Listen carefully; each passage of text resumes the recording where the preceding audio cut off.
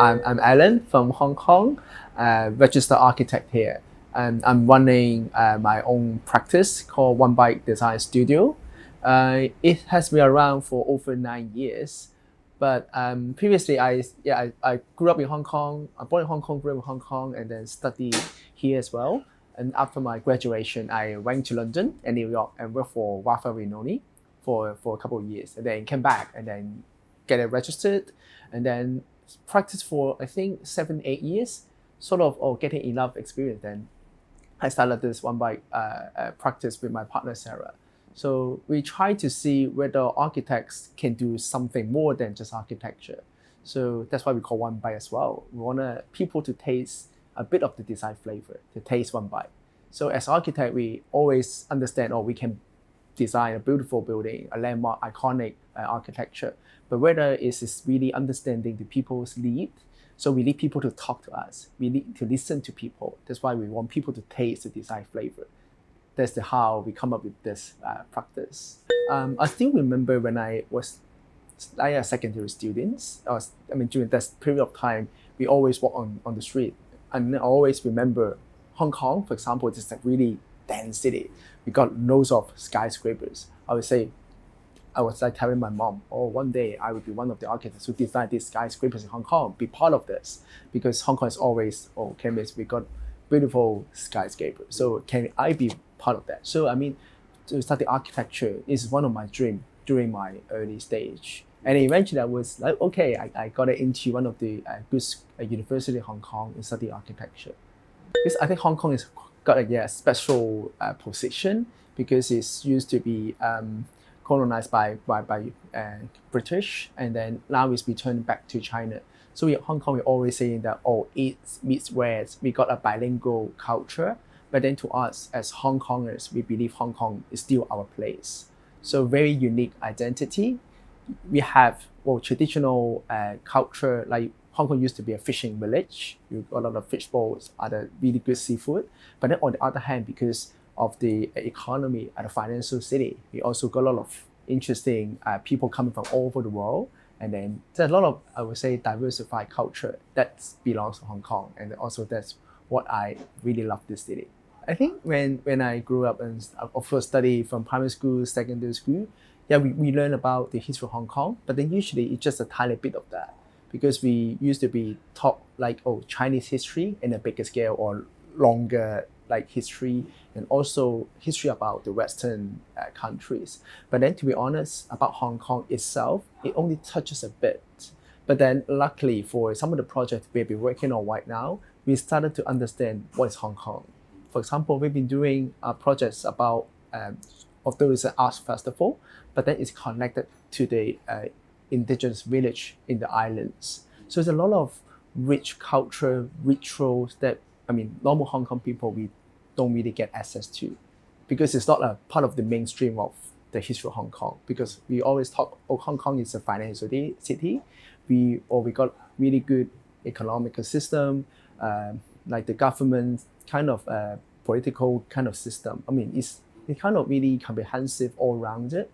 But then some of the traditional things in Hong Kong, we always overlook. So during some of the projects, we started to understand a bit more about Hong Kong, or what is the authenticity of Hong Kong, what will be that part of Hong Kong, can it be sustainable, can it be like long lasting.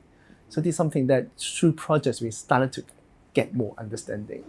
I think during my study of architecture, I would say, for example, like the star architect, like Le Corbusier is one of my favorite idols or mentors because I've been visiting some of his buildings.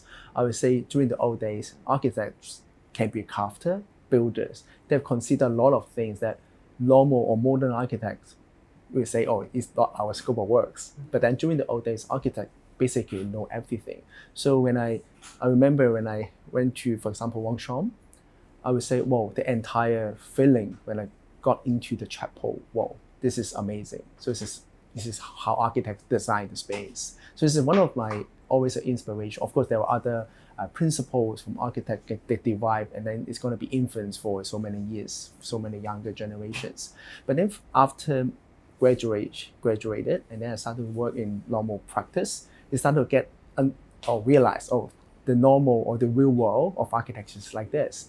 After we started, especially after we started this office, because we really focus on how we connect people, we started to look at another aspect. For example, there's a Japanese architect. He's an architect, but then he's also a social worker. So this is something that we find it really intriguing. Oh, can we, because both sides, we are doing something for people. Architects, of course, we design space for people. Social workers, basically, they help to tackle people's needs, actual needs, like daily life. So if these two roles can be combined together, that is something that currently I'm looking for.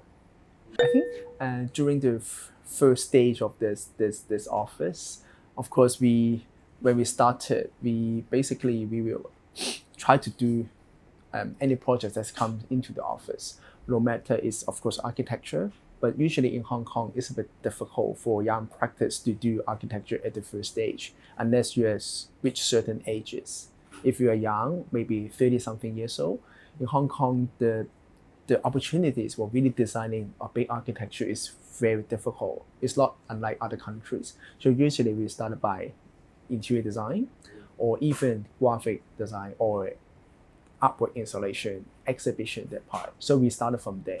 So by that time, we didn't have so many choices. So when clients come into us, we will see, oh, it's the project, we are capable of doing that. We will try to build some portfolios.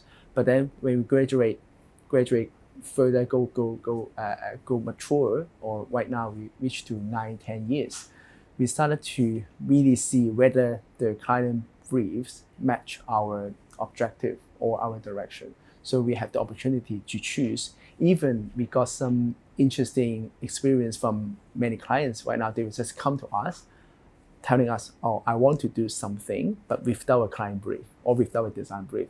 Can we work together and then reach certain stage, let's say 1 or 2 months, finally there's come up with a really good design brief, then we can start to move forward with the project with the normal tendering process. So that's how it works in Hong Kong with some of the recent good clients. Yeah. So this is something slightly different from normal architectural practice. Usually, client will give you a really solid design brief or client brief. Then you just give them, oh, the cost of first the technical part you have to submit. With the fee, then whether they choose you, it depends on this. But then right now here there are different kind of scenarios is coming up. So we have the opportunity to really work with the client to really design something at the first place. For example, we've been doing quite interesting projects about recycling. Yeah, in Hong Kong, recycling is pretty slow compared to European countries. So public really doesn't have a sense of doing recycling. I mean, during these days, and then because in Hong Kong, our government started to charge the trash. They thought people have to pay for dumping the trash. So 4 or 5 years ago, we started a project called community recycling stores with the branding number 6. Yeah, so it's like, because 7-Eleven, you go to 7-Eleven convenience store to buy things, and then you go to number 6 store to do the recycling. So in Hong Kong, there have been currently over 40 recycling stores that we are acting as an interior designer, and then now that another 40 coming up. So this is basically changed the entire public behavior towards recycling. So nowadays, like family, kids, because of this branding, this interior design, very clean, transparent, and user-friendly, so people started to really do the recycling. And then the statistics show there's a lot of people like every year going recycling year by year. So it's kind of a good result. And then because in Hong Kong, usually, in general, people will say, oh, government is not doing something good. This project is an exceptional case. So basically everyone's happy with what the government is doing. And then we have basically the sole partner, one of the partners who are doing this from 4 or 5 years ago until now. So it's quite an interesting project. I mean, it's still going on. And then some of the other projects is interesting is rooftop projects. So we have opportunity to design I think more than 6 or 7 rooftop playground on top of a public housing estate. For example, in Hong Kong, public housing estate is of course built by the government, And then apart from the residential, usually they will have the commercial center, shopping mall, or car park. And then the rooftop, basically, they will just put a basketball court or just a badminton, but there's nobody going to use it because they're without cover. And then it quite run down usually. And then in Hong Kong, there were certain time that our government started to sell this property to the private sector. So then the private sector thought that, oh, we need to do something and then to make the values going up because we bought that already. We had to make the assets values up. So I would say 6-7 years ago, we started to have this opportunity because some of the private company that bought these properties, they want to do something to enhance the value of course, but then their management, they want to do something with the community. That's why they brought us in, and then eventually we turned this rooftop playground into a really design inclusive rooftop playground back to the community with interesting design, with the story to tell about the district, the identity of the area. So it's become quite a successful, I would say, landmark in Hong Kong. So we have been doing more than 6 or 7 this kind of playgrounds. And then the interesting thing is also change the mentality from the government department. So because in Hong Kong, usually for this kind of basketball court, they would just paint it red color, green color, blue color, single colors. But then because the government department started to realize, oh, there are projects actually in Hong Kong from private sector, they are doing like this. And then it's well received by the general public. And then they started to change their own brief. So they're coming up, the future playground of this kind of sports ground, they started to really put design into this. So you change some of the scenarios in Hong Kong as well. Right, in Hong Kong for our office, more than 70% of the project we are working with the government departments, but of course different government departments. In Hong Kong, we also got competitions, but then not many. I mean, recently we got a bit more, but then usually it's very competitive. For example, there are certain really good architectural competition. The number of entries can go up to 2,000. Of course, the winning chance is super low. So it's very difficult in Hong Kong to really win a competition. Of course, I mean, from like us or other younger generation, we always look for international competitions. But it's always difficult because some other competition, they usually is like an idea competition. It won't be able to get built. But then for us, we really want to have some build competition, but then it's very difficult to be the winner. Yeah, I think it's probably similar to other countries as well. I think for us, apart from Onebite Design Studio, we got another arm. It's Onebite Social. We really want to do something with the social, with the community, because we find that when we want to understand what people's needs, we need to step into the community, then really talk to them. So we started after 1 or 2 years after we started Onebite Design. So we use, for example, our name called Onebite. It's about tasting, about food. So the first thing we did is we produce architectural cookies. We use cookies as a medium, as a workshop, and then we talk about architecture. So it's how we started under this Onebite Social arm. And then during these years, we've been doing a lot of projects related to social innovation. For example, how we are utilizing some of the overlooked spaces in Hong Kong. For example, we have a project called Project House, where we're using underutilized ground floor spaces. It's a vacant shop spaces, and then we turn it into a community hub. During this turning, of course, we designed the spaces, but then it invited different collaborators to try to use the spaces and try to re-inject the energy to the street. Because imagine if the street, with a lot of vacant shops, the street will be dead. Then we want to revitalize a bit and then bring people back to here. And then during this collaboration, we understand a lot more about this particular district needs. And then we can tell certain, for example, policymakers, developers, oh, this district may need something like this. So gradually, a lot of these kind of social innovation projects coming up. And then last year, we successfully registered as a charity organization. So architects, and then also we got another entity as a charity.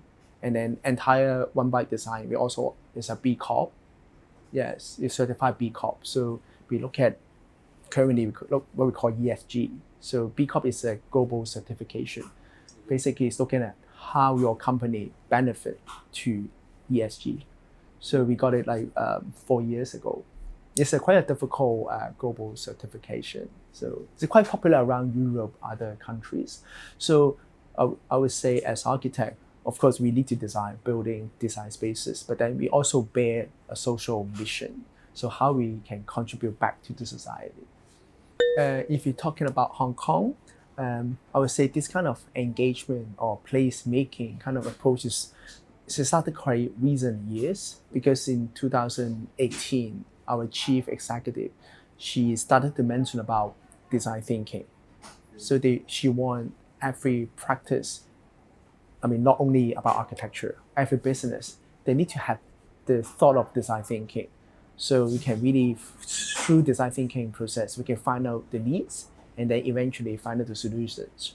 So back to our architectural industry, the government started to follow the direction from our chief executive. So we are also one of the first companies to officially got awarded for a project about design thinking. So it's talking about public toilet in Hong Kong. So not sure if you experienced the public toilet in Hong Kong. It's not good, of course.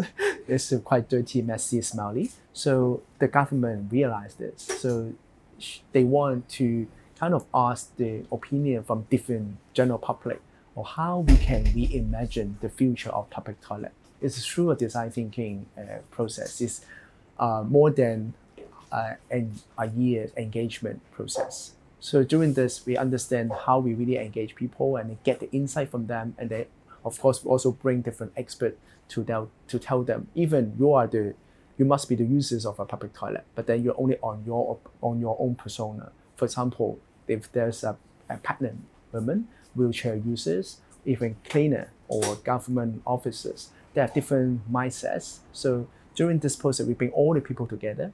So when they eventually come up with solutions, there's more valid, more reasonable, or easier for them to implement in the future. So this is the first project we started like this. After this project, there were a lot of this kind of project coming up from different departments. We have been doing projects related to hiking trail. We have been doing projects related to public spaces, playground. All these are projects, different government departments, even private sector. They started to have this kind of engagement concept. It's something like when we do architecture, the first part, what we're going to do is the site analysis. We go into the site and then maybe talk to some people doing your desktop research. But that period of time, exactly when we do the engagement workshop. So in this, we are collectors of data, collectors of the insight, and then we then started to do the design. So it's how this kind of things going in Hong Kong about engagement, participatory design, and then it also influenced developers, private sector in Hong Kong. So the placemaking ideas, it also kind of not only on the government side, but then on private side, it's also something like that. We also got a branch in Singapore back to 2018. In Singapore, they also got the idea of placemaking. But then in terms of opportunity, Hong Kong got a lot more. But then in Singapore, even under one of the government department, Urban Redevelopment Authority, URA, they got a separate team called placemaking team. So they work with private sectors and then try to see in the public space in Singapore whether they can have different kind of approach, but then mainly on placemaking, how we draw people together, because placemaking, apart from hardware design in the public space, the software is always very important.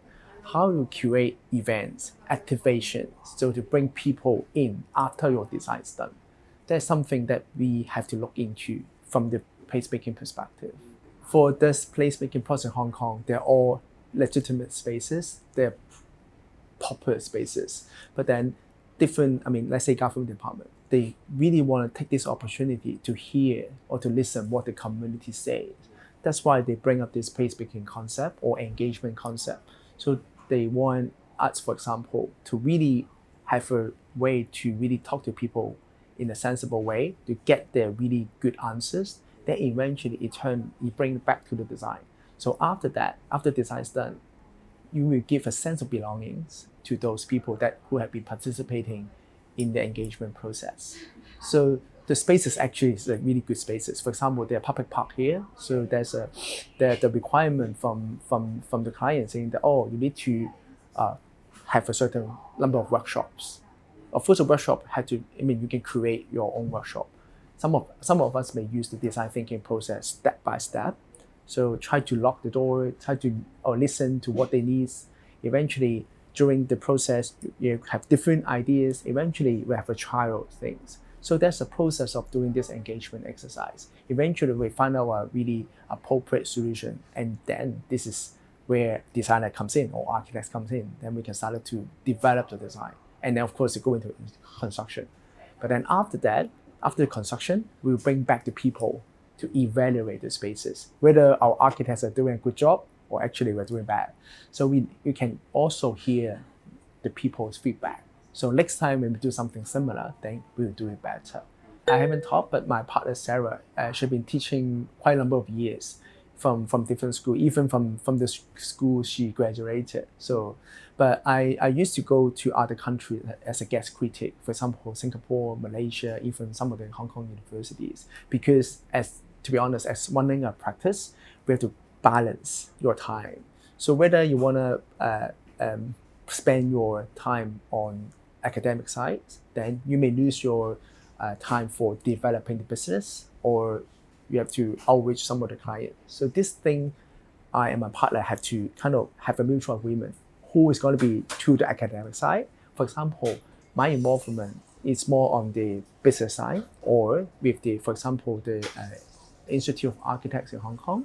So for that part, so you have to really balance our time or make better use of your resources. Apart from that, our office also have got another team currently. Recently, we're looking into urban data.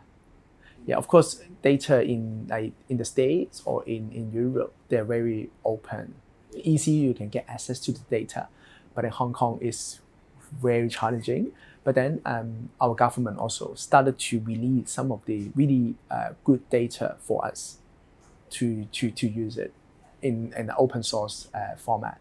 So 2-3 years ago, we started to do this. So right now, we are looking into how architects can make use of this urban data. For example, when we do placemaking, when we do public space design, when I ask somebody about, oh, how do you think about this location, this place, what you want to do? When their reply comes in, it's quite subjective, it's quite spontaneous. If they're happy, they may give you something good. If they're in a bad mood, their answer may not be valid. So we need to combine the analysis from data. So they will give you more objective kind of input with this subjective input from the engagement. So this combination can help you drive something more convincing in the future. So this is something that we are looking into. Currently, we are collecting different data. We also started to design apps about walking. You want to promote walking as a lifestyle, as a habit. So can we do something to promote this? So we're using a digital or technological kind of thing. Yeah.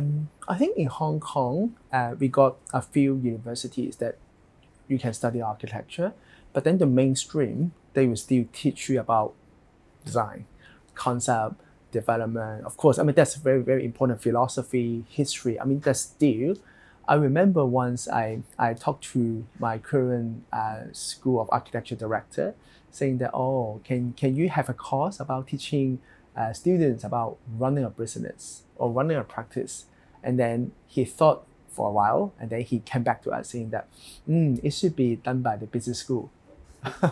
So it's still something like that. But then for us, for example, when we started our own practice, basically we really learn by ourselves because no one has taught you how to run a business. So of course we got like advisor at the back, but then we also wish if 1 or 2 courses in the school can teach you how you see architecture in a real practice, how you run or how you make a contract, something that is make it easier for younger generations to start something on their own. I think I would say I'm happy with what we have been achieving in Hong Kong. But then the most difficult part, I would say, is the managing people, because we learn architecture, we can design spaces, but then when we have an office with different kind of colleagues, especially from our office, we have people from different backgrounds, not only architects or designers. We got people from data analysts, we got people from research background. Of course, we have a team of graphics. They look at 2D. So there were different kind of people working together. So how we can really manage them. So this is something that we haven't been talked to. We don't know anything about HR. We don't know how to really talk to them as a psychologist. So I mean, this is something that during this process is very difficult, because people mentality or people emotion will change every day, every minute, every second. So it's something that we still find it very difficult to do it. But then if you're looking into the future, the project we have been doing, luckily, we hopefully we can change something, even how tiny it's going to be. For example, the project about recycling, we change people's behavior of recycling towards green environment. The rooftop project, we change the government perception on how they can design a good public spaces. So we are looking forward to contribute back to our society by making small changes. So this is something that as architect, we always love our city. So how we can make small contribution to make our city better.